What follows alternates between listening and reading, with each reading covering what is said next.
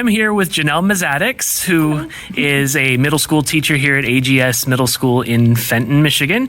You have the distinction of being our first drone winner and our highest using teacher here in the state.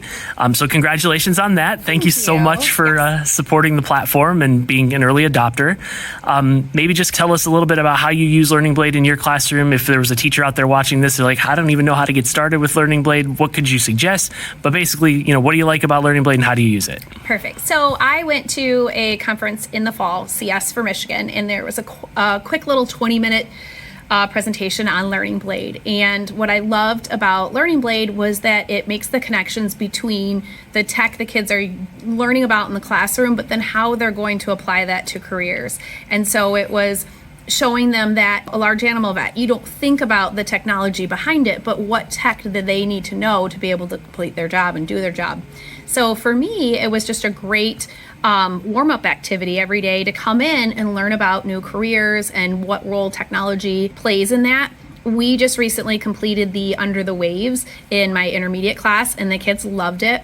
It went really well with our 3D printing unit, because the kids were able to see that on the submarines, they have 3D printers because they need to print their own parts. So they're starting to see the real world connections that they might not always make when we're just completing an assignment just because I told them to do something. Now they're starting to see, how am I going to use this in the world? So I love Learning Blade. Probably one of my favorite ones is the Hack Attack. That's kind of funny. My principal walked in one day and he's like, hey, what are you guys learning about? And the kids are hacking. And I'm like, can you please explain? And so they explained to him good hackers and bad. And it was a really great moment.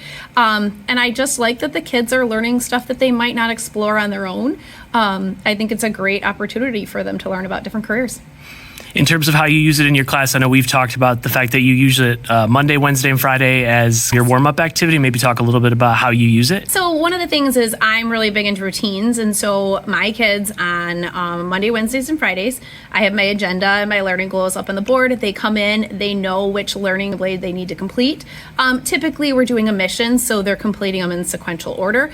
And then we'll talk about, how does this apply? I think the letters were perfect because we had just finished our 3D printing unit and they had just finished Beneath the Waves.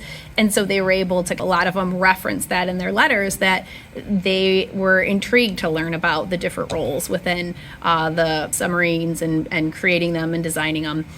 So I just use it as a warm-up right now. I do hold them accountable and I do use it as a grade. So I pull their curriculum reports and I see, I'm looking for which specific ones they completed each week. And I think how I used it last semester is a little bit different than how I'm using it now. Last semester, I wanted them just to learn about as many careers as possible, about a day in the life of. Now I'm going more with, we're doing this mission. I think it's kind of helping me make sure that when I get my kids next year, they wouldn't have already done those particular lessons. So I'm really trying to say, this is what we do in 6th grade, this is what we do in 2nd grade, and then this is what we're going to do in my 8th grade tech class. So just streamlining it. So if there's a teacher who's watching this on social media thinking about jumping into Learning Blade, what's one good piece of advice you might give them for just getting started? The easiest thing was that for us, it was already integrated into Clever. So I didn't have to do anything. I love the platform that the kids can't just skip ahead, because they'll try if they want to, if they could. But I also love that it holds them accountable too. It's got formative assessment built into it. So it's checking for understanding and then it's explaining if they got something wrong. I love that piece about it. I love that there's the at-home pieces too, where they could be working on something outside of school. And then it also gives a 3D design challenge for each mission. Some of them have stories that go with them. So it just depends on the particular topic. But it's worked really well for my classes. I've had kids ask, can we just do Learning Blade 5 days a week? Unfortunately, our typing needs a little bit of TLC, so we're trying to get the balance of getting a little bit of typing practice in, while at the same time exposing them to careers that maybe they would never even consider. And some of them have really been impressed about the different things they've been able to learn in Learning Blade. Awesome. Well, thank you so much for doing this. Appreciate it. And thank you for being one of our biggest users in the state of Michigan. Absolutely. It's easy to use. And that's the best thing. My kids love it. And it was not hard for me to get started with it. And it's really easy for my kids, too, when we're doing a mission, for them to know which ones they need to make up if they were absent. So I think that's important. They're not spending hours trying to find, what are we doing today? Where is it? Which one?